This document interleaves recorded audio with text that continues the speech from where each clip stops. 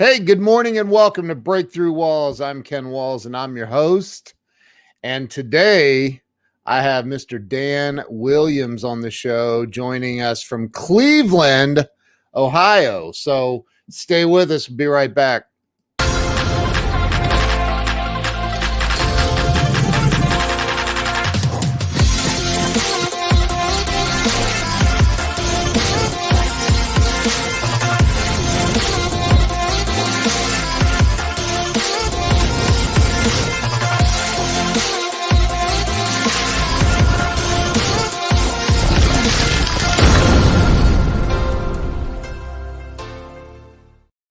And we are back. Let me bring Dan the Man. Dan the Man is with us. What's happening, man? I can't hear you now. Oh, it says you're muted. That's crazy. Nope, no audio. No, I can't hear you.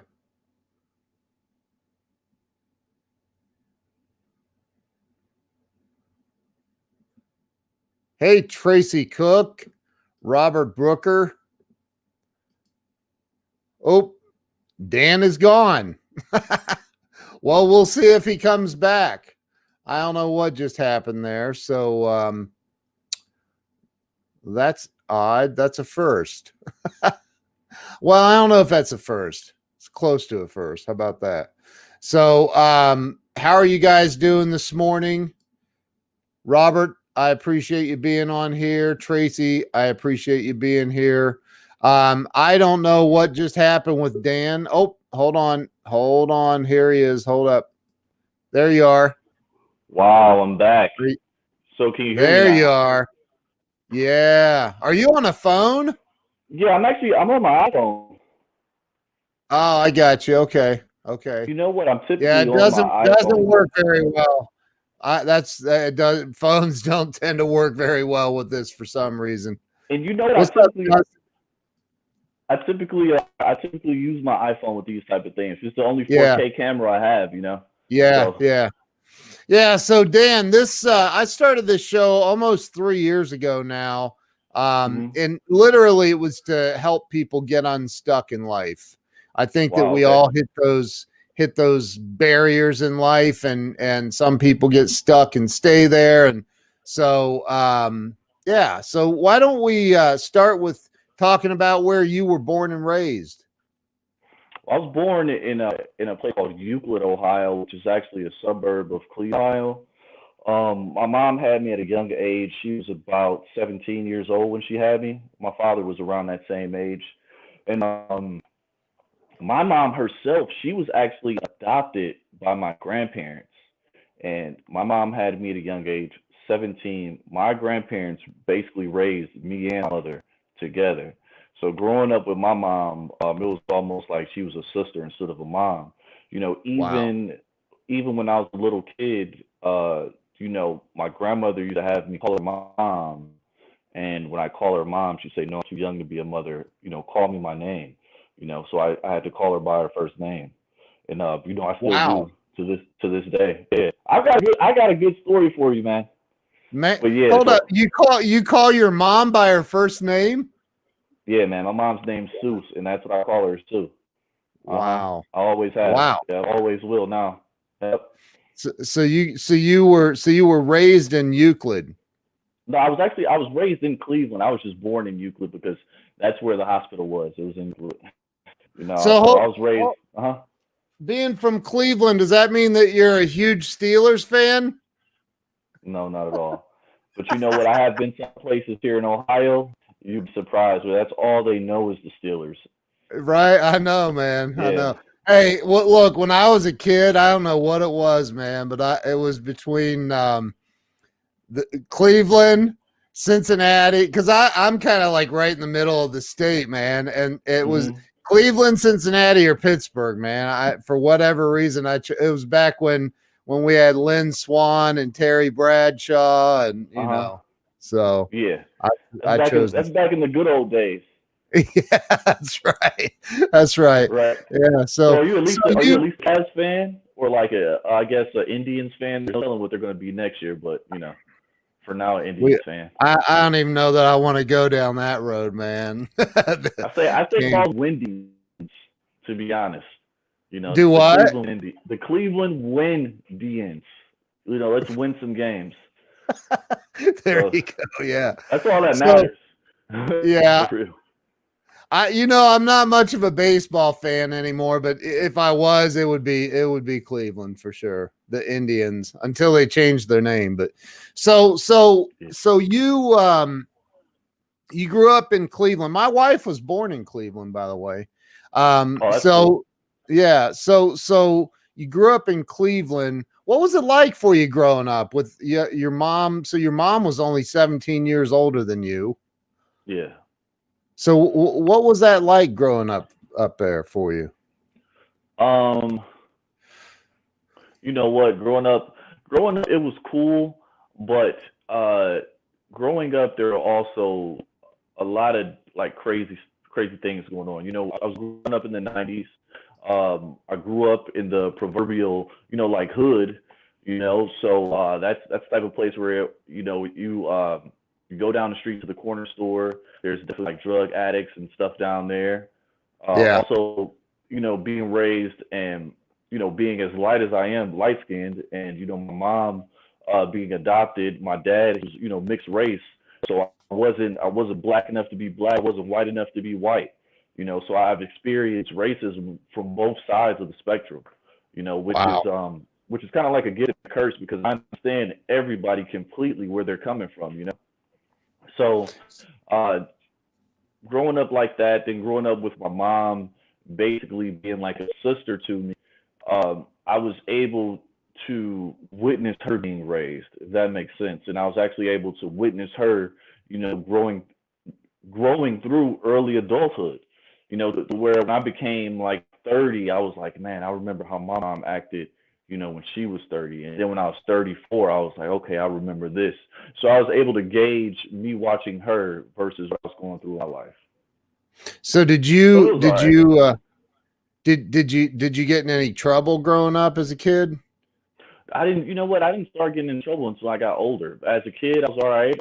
I went to church with my grandparents all the time, and I was very active in sports. Played baseball my whole life. When I was 13, I was the National Junior Tennis League champion of Cleveland, Ohio. Wow. I had a few Major League Baseball tryouts. Tried out for the Pirates at 15, for the Braves at 18. Obviously, I didn't make it. I ended up going to like even a D3 school. Um, so yeah, I think I was pretty much like the average kid, just in the Yeah. sports, in music. Grew up watching a lot of MTV. MTV kind of ruled the world, the way like Facebook and Google does now. And Yeah. I mean, it was everything was just pretty typical. So did you go to college? Yeah, I went to college. I went to a school called Fisk University. Fisk is an HBCU, historically black college and university. It holds the top 10 percentile African Americans in the United States, believe it or not. So you got to be, kind of smart to go there. And Yeah. so I went to Fisk. Fisk was cool, but uh, I went to private school too my whole life. But I also grew up in the hood. Like I said, I had like the best of both worlds. And then going to Fisk, one of my best friends, he pulled up to school in a limo. So it was like, man, I'm going to school with all these prestigious kids, these prestigious like black kids. They're not even acting like any black kids that I even know in real life. Yeah. So I kind of spent a lot of time at Fisk trying to keep up with the Joneses. So, I was selling a lot of weed and I was still going to school and stuff like that, and I was still getting good grades, but I was caught up in the wrong stuff. I was trying to keep up with Jones. I was trying to dress nice all the time and Yeah. um I got like a Camaro back then and I was just trying to live like I was living like a fake life. But I was trying to live Yeah. the life that I saw when I grew up watching MV. I was Yeah. trying to be that person. I was trying to be that person that I was listening to, like in those rap songs and stuff like that.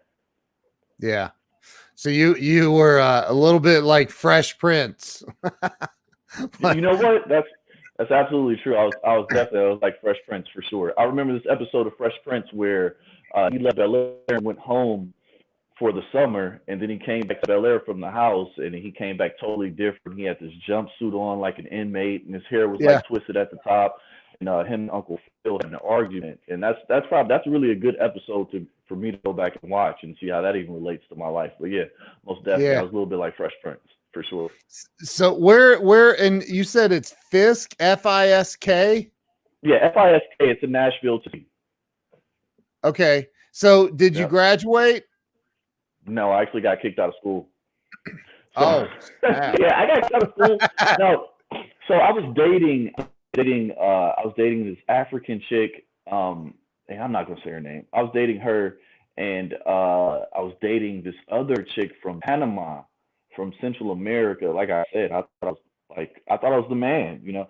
And I was young, and I was just kind of just they were fighting over me, and like a lot of stuff was going on in the yard, you know, to where just eventually they just kicked me out of school. They said I was like the catalyst. I was the guy behind it all, you know.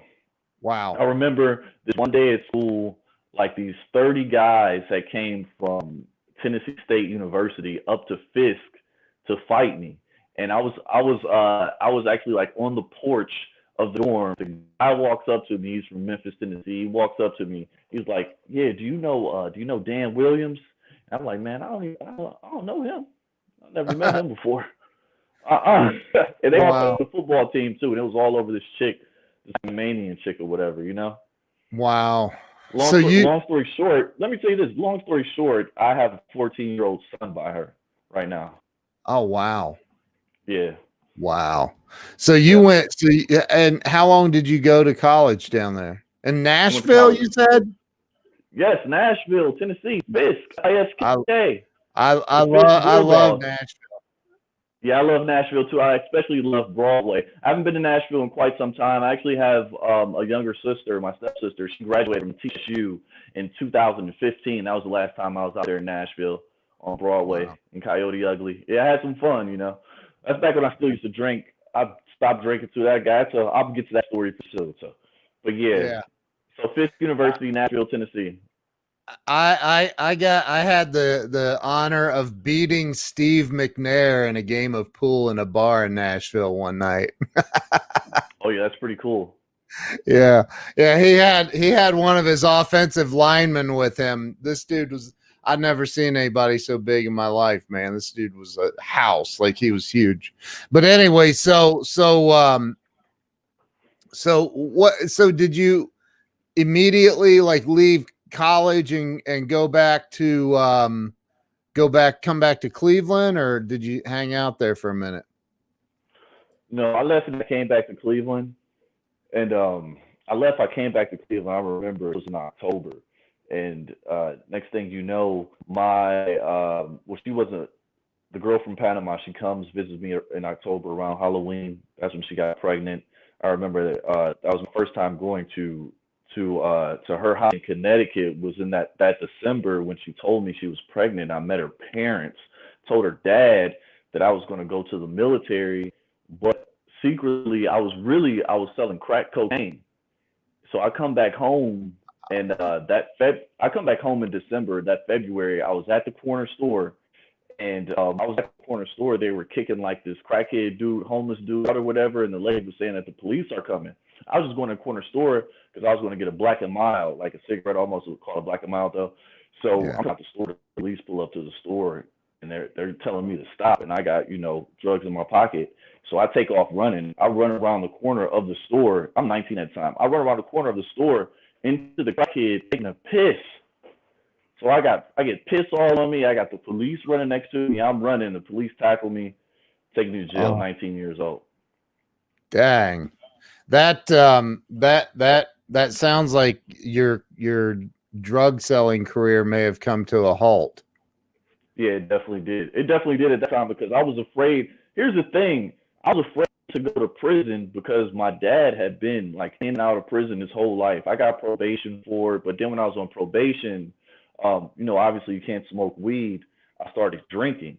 Now, from the the drama of being raised, which I really won't go into depth into that because I'm not Eminem or anybody if you guys are familiar. So Maybe that might make Yeah. sense to some people listening. So I'm not going Yeah. to, I'm not going to assassinate my mom's character or anything crazy, but Yeah. just growing up and PTSD of that, and also not being in college and not really having a plan because I was raised by my grandparents who are now older, and I'm trying to ask them what to do. They're telling me, you should have learned this from your guidance counselor at school.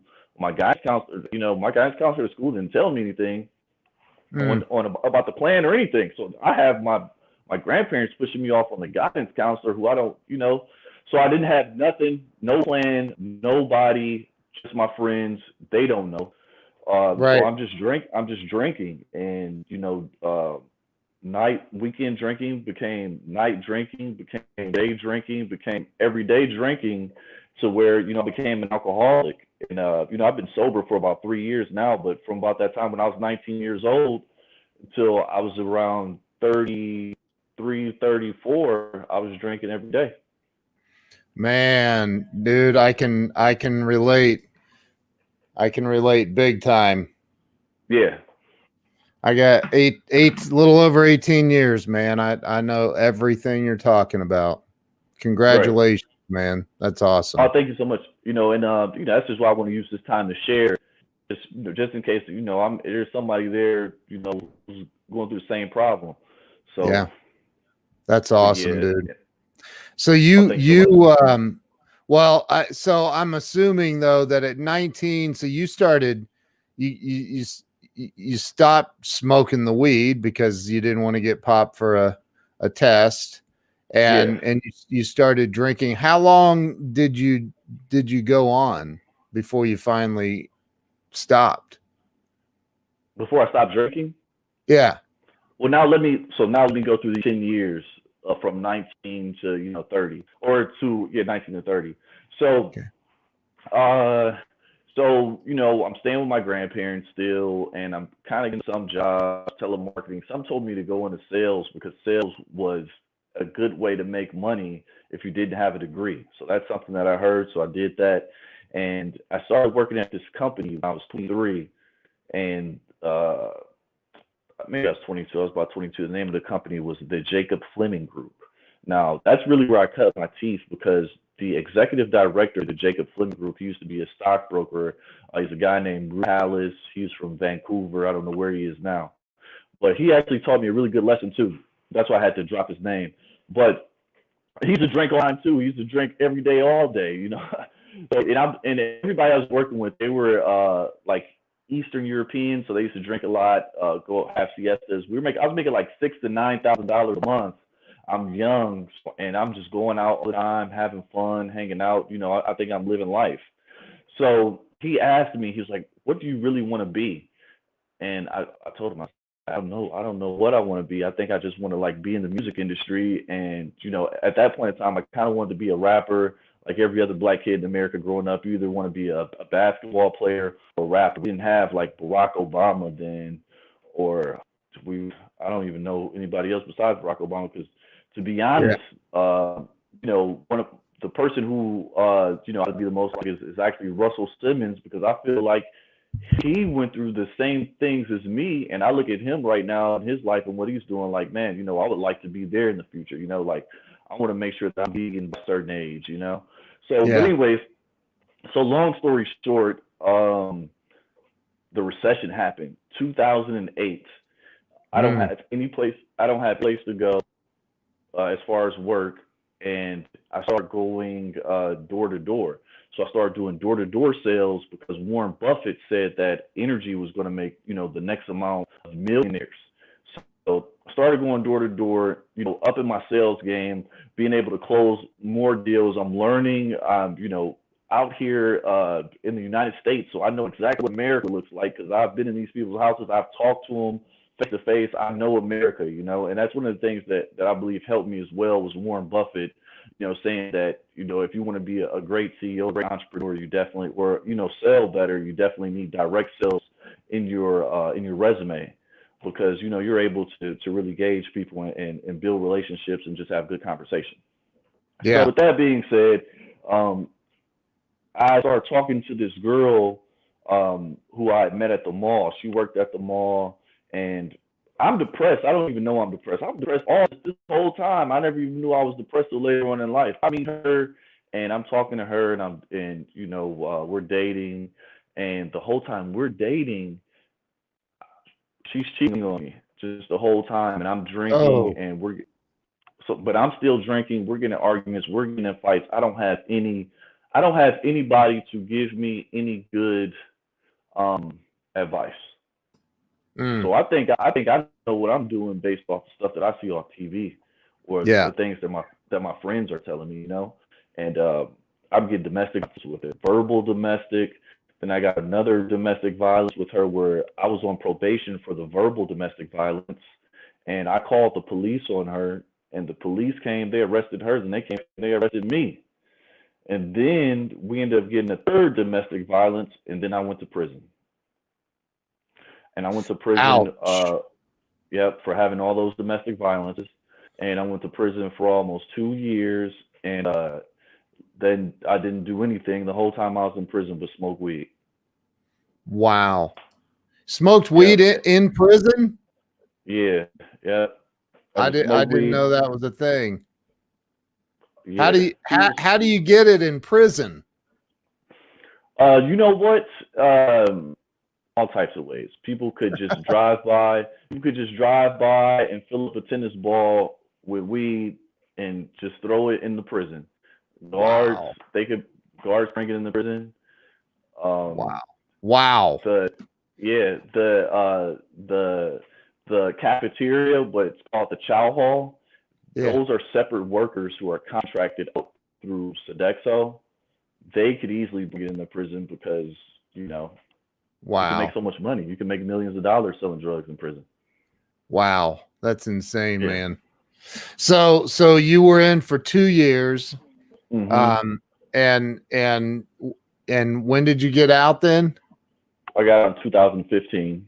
15. So I come home in 2015. I learned absolutely nothing.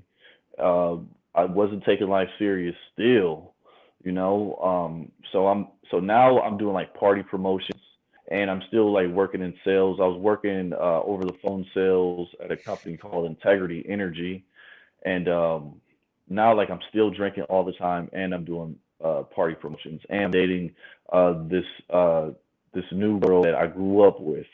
So now I'm going through two relationships. I've got two kids, which are right now 14 and 11. I'm dating somebody new. She has two kids, and I eventually ended up getting her pregnant. So I even have a younger son right now who's 3 years old.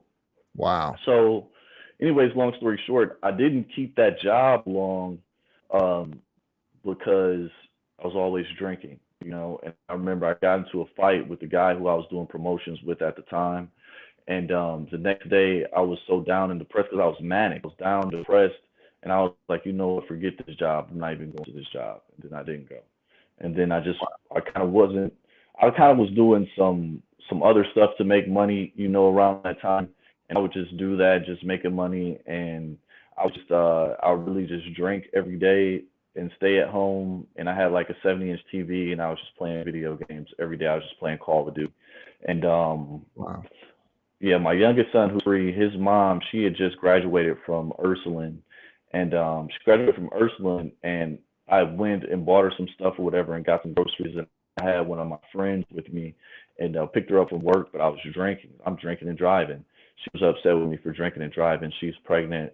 We get back to her house, and I push her in her head like that, you know, because Mm, in my eyes, you know, she is embarrassing me in front of my friends. She's disrespecting me and all this stuff, right?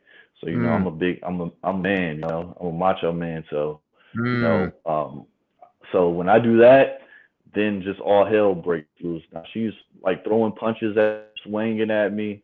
You know, now her kids come out the house and they're jumping on me.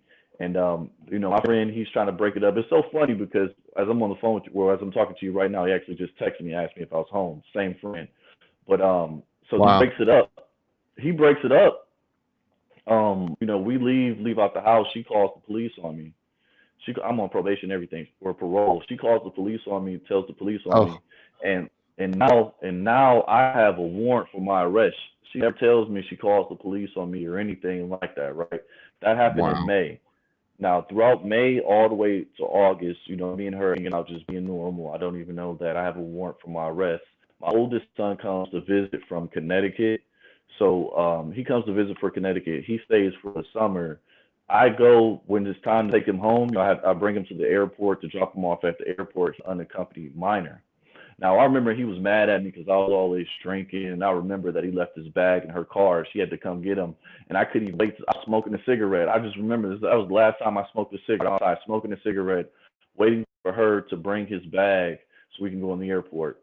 So he was kind of mad at me because I was smoking a cigarette right there. I guess it was just so embarrassing to him, and he just thought so much more of it. He thought that I was a different person, because we both have the same name. And then when Right. he saw like how toxic I was, like he was just embarrassed. So anyways, Wow. drop him, wait for him. He goes on the plane. Then I hop on the Rapid to take the Rapid comes to the airport. I hop on the Rapid to take the Rapid back in my car. So when I hop on the Rapid, I only have my debit card on me, and I had like a bottle in my car, like a half a bottle of New Amsterdam. I really just wanted to get back. My birthday was in a couple of days. This is August 3rd. My birthday's August 11th. I just wanted to get back to my car and drink that New Amsterdam. So I didn't even stop and get any money from the ATM or anything to hop on the train because I'm like, man, there's nobody to take the money. I'm just going to get on the train. I get on the train. When I get off the train, you know how you're supposed to scan your card. I try to sneak by. The police stop Yeah. me. The police obviously stopped me because I tried to just get on the train for free or whatever. They asked for my ID. I give them my ID. I think I'm just about to get a ticket or whatever, and then he says I have a warrant for my arrest. Then I go, then I Wow. go, then I go right back to jail. Yeah, that was the last Uh, day. That was the last day I ever smoked a cigarette or drink in my life. It was October 3rd, 2017.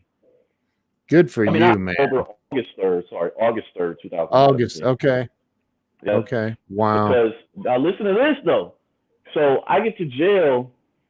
I get to jail or whatever, and obviously go through the motions, and they end up having to give me some time in prison again because she's pregnant. So because by her being pregnant, yep. So I go back and I'm in there for 15 months, and Back in prison. yep, again for 15 months. Wow. And during those 15 months, they say I got to go to like rehab and stuff like that. And all this stuff really saved my life. Those 15 months like saved my life and put me in the position that I'm in now. So in a Yeah. way, I kind of thank her for calling the police. I don't. Yeah. It's crazy how she didn't tell me that a lot. There's a lot of stuff that crazy. There's a lot of lies that she did as well. But it's all my fault because I'm an adult. So I take full Yeah. responsibility. I take full responsibility, but I also know that it could have been handled differently, obviously. But that's over and done with. Yeah. So, anyways, when I get to jail, my dad is actually in prison with me. I'm in the chow hall. My father's working in the chow hall. So Wow. I went from dropping my son off at the airport to seeing my dad in prison, and that was Wow. that was like that just told me that I was actually in the right place. I was where I needed to be at in my life, and I needed to learn from whatever this is.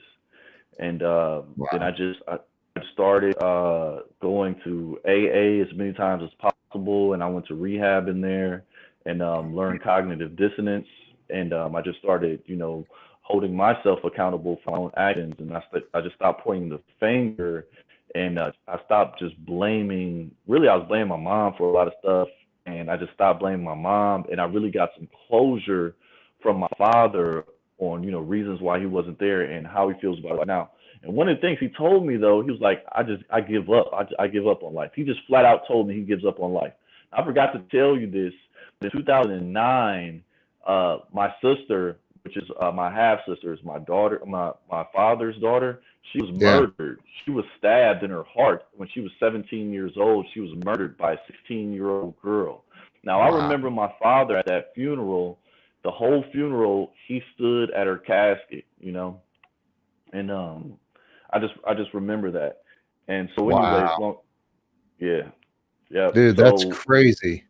and my father was in prison for not paying child support, and he violated his probation for not paying child support because he had got into a physical altercation with some guy who stayed at his apartment complex.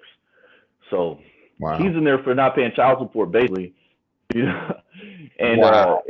yeah, for me, which is so crazy because Wow. my mom knew that man ain't never had no job. Why you taking him to child support? But anyways, Wow. so long story short, when he told me that he gave up on life, I knew that I could never be anything like this ever again, and at all costs, I would have to just change. So of course, Yeah. I had to admit that there was a higher power that was greater than me, and then I just had to start working the plan, and started working the plan. I met this guy named Tom Johnston, who was the founder of SearchPath, which is an executive search firm based out of Cleveland, Ohio, based out of here. And he was actually Yeah. teaching this class when I was there. It was a virtual class. And when I met him, I'd already knew so much about HR from the Jacob Fleming group. And I was like, man, this is the perfect opportunity for me because I can actually own my own recruiting firm and I can help people get jobs. And I know that helping people get jobs or giving people money, that's the best way to be in sales. Those are the two best things ever. To give money and give people jobs. Come on now, that's what everybody's basically looking for to Yeah. take care of themselves. So when I came home, first thing I did when I came home, December 30th, 2018. So it's going on what 2 years? It'll be 2 years in a couple of weeks. The first thing I did was I went straight to his office. I went straight You to his went. office. Okay. Yep, I Yeah. went straight to his. I went straight to his office. I was like, listen, just let me work here. You don't have to give me any money, nothing. Just let me do it. I promise you, I can do it. I know what I'm doing. And, he gave me a chance. He gave me a chance. He gave me the opportunity, and from that day forward, I never looked back. And every day, every decision I make, I just always do the next best thing. And I just keep just adding layers. I just keep leveling up. Everything I do, it's just an extra added layer to my life to make it better. So So do you surround yourself with people in recovery then? now you know what? I surround like one of my business partners. He's in recovery. I really look to him for a lot of good advice, and Yeah. I just make sure that I get advice from people in recovery. And I make sure that the people who are close to me that I do business with, I make sure that we put God that they do put God first.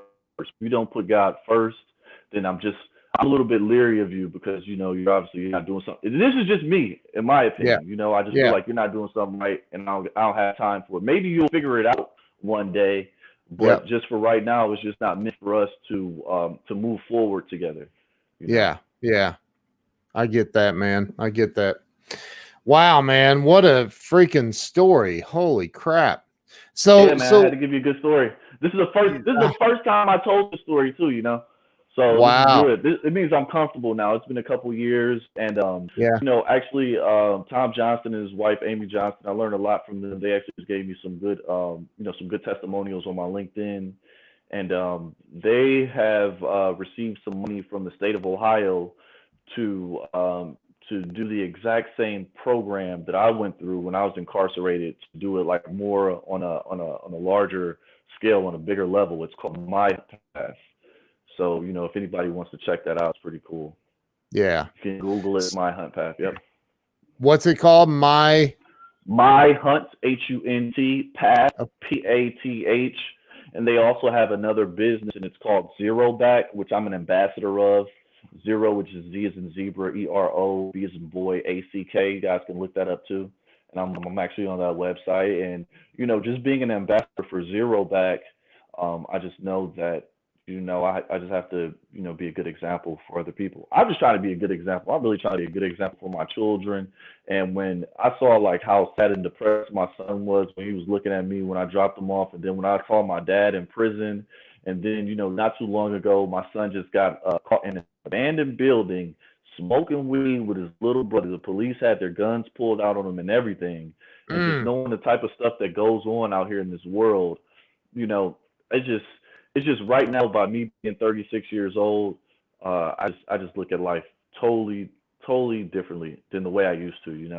Now I know that I've got some things in my past and I've been rough around the edges. You may see me, I got these tattoos and stuff like that, but that doesn't mean that my heart's not in the right place. dude.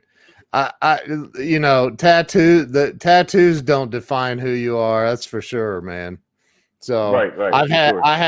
I had Andy Frisella on this show, man. He's all tatted up doing $400 million a year. So I Right, yeah. tattoos don't mean that has nothing to do with it. Yeah, they So it really. sounds like you had a what the big book says, a spiritual awakening. It sounds like you had an awakening, man, Yeah, and definitely. sounds like you needed to have an awakening. You better say that because you know what? It was so hard for me to hit rock bottom because I'm such a narcissist. So because I Right. think so great of myself and I just know that I'm going to succeed, that every time I would get close to rock bottom, sometimes I pull myself up. But really, I needed to hit rock bottom. It's like a catch-22. All this stuff is just, not to mention I was depressed and with dual diagnosis, I'm suffering from depression, but I'm trying to drink. Not and I was doing Molly. I snorted coke a couple times, smoking weed, Yeah. but those are only two hard things I ever did. But still, that itself and me being addicted to alcohol, none of those things are a good combination. No, they're not. They're not. Yeah, I've heard it said that alcoholics that we are all egomaniacs with an inferiority complex. Yeah, and That's you know true, what? man. Napoleon is one of my favorite characters in history as well. So Yeah. figure, Yeah. I wrote my Yeah. first history report on Napoleon when I was in the fifth grade. So Wow. Wow. So let me ask you this. What do you think, um in your opinion, what holds most people back from experiencing true success in life? themselves. It's all about people. It's all about, you know, I, it's crazy to say this, but people say that it's bad to be a narcissist, but actually it's good, because if it wasn't good, all our presidents and all of our CEOs and entrepreneurs would not be labeled as narcissists. So the Yeah. person who's giving you a job is a narcissist. So it's actually a good thing, or you wouldn't have your job if it wasn't for a narcissist. Let me tell you that. And that's what that's what people need to give themselves more words of affirmation. That's all it really boils down to. Stop looking at Instagram, television, listening to the radio to know, or magazines to know what beauty is, and to find the beauty in yourself and take advantage of that niche beauty and, live your life in that niche beauty, in that comfort zone, and just get out of your own way. Did I answer So if that some question right? Do you see my cat in the background? I don't know what she thinks. I think she's in another dimension. All the planets are aligned today. She might be yeah, in the yeah. third dimension, fourth I dimension. know, it's pretty cool, man. Pretty cool. So if you think, let's say that somebody called you up and said, my car was just repoed, my electric's getting cut off tomorrow. I can't feed my kids. I've tried everything. I don't know what to do. What would you say? What advice would you give them? Because right now, especially during the pandemic, I mean, dude, Mm-hmm. suicide rate has gone through the roof. I mean, Mm-hmm. what would you say to somebody to help them through that moment right now, to help them over the hump? You got to stop at the next best thing, and I would probably say that you need to call 211, which I know that they can give you some help on where to get like food stamps and stuff from, and they can help you with like heating and stuff like that. And you just gotta, the things that you can deal without, you just have to leave those things. So if your car got repoed, obviously getting food is more important than your car at the moment. So you might have to take, instead of trying to add extra money to the money you have to get your car, you might just have to take that money and get food. Just take advantage of the free things that are given to you that are necessary for your life, and probably try and start building from there. So food, clothes, shelter, just try to pay attention to those things, and call 211 and see where you can get those things at for free. That's what I would do. Man. Yeah. I don't care if I had to go to a church. You know what? I was so afraid that, you know, I was going to lose my business during the pandemic when it first started. And this is words of affirmation I told myself in the mirror. Also, I'm a narcissist. I was like, man, as long as you got a laptop, if you got to live in a homeless shelter with that laptop and go to work, that's what you got to do. You know, Yeah. because I wasn't going to lose my business. But again, I'm not going to fail. You know, Yeah. just like I wasn't going to fail at being an alcoholic. I was going to drink more than everybody. You know, so now, Right. now, you know, I just want to succeed, but also I want to be selfish at being unselfish, if that makes sense. So Yeah. that's kind of how I handled that part too. So I'm always here to help people as much as possible, you know. That's awesome, man. So what's coming for you? What's in the works? What do you got cooking? What are you doing now? What's in the works for me is obviously Superior Quality Records. It's a record label. It's not. I haven't put it on my LinkedIn page yet, but the label has already started. One of our biggest acts right now, who we've signed, is a DJ. His name's DJ T Real. He actually has a live stream show that's under T Real Music on YouTube and also Twitch. It's every Saturday night at 9 p.m. Eastern. He's an EDM DJ, so you guys can go check him out again. It's DJ T Real. He's got about 70,000 followers on Instagram. He's certified on Facebook, and he'll be certified on Instagram. I mean, he's certified on Facebook, and he'll be certified on Instagram here pretty soon. I actually just had a meeting with a PR agent about him before I had this call today. And I'm also coming out with the app. It's a race car game. It's called Heroes Never Die. That'll be coming up pretty soon. Like the middle of the year, probably early or late summer. It all depends. And you know, I'm still hit hunting. I'm still always looking to recruit for different positions that I have open in automotive. Like right now, I have a position open in Indiana for a service manager at Chevy dealership. And I have a general manager position that's open in Bristol, Tennessee for a Ford dealership. So those are a couple. If anybody's interested in that, you can definitely touch base with me. My number is 216-233-9752. My name's Dan Williams. Nice, man. Now, are you working with Craig with Automatic? No, actually, I have my own. I have my own recruiting firm. It's called Solomon Abraham and Associates. Yeah. Okay.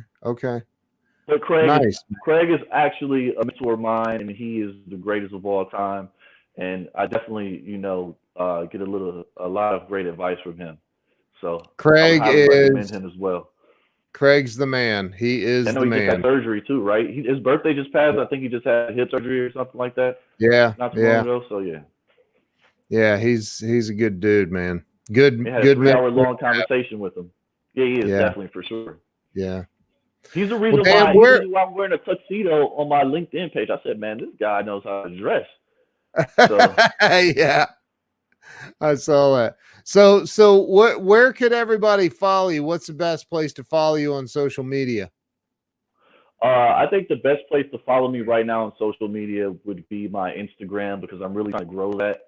And that's WiseDome365247. WIZ is in zebra, E, D is in David, O, M is in Mary, E is in Escalade, 365247. You can go ahead and follow me there.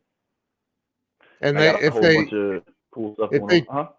Oh, I want to put that up on a banner. So say it one more time. At Wise, WIZE, D is in David, O, M, E is in Mary.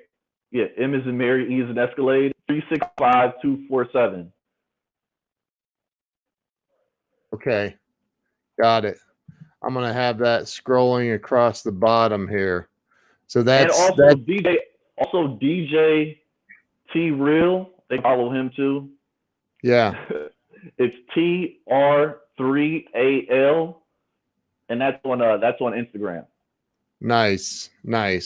Well, they can start with you. I'm sure you're following him and can find it there. So Dan, I appreciate you coming on and sharing your story, man. I wish you nothing but the best, all kinds of luck, and dude, keep doing what you're doing, man.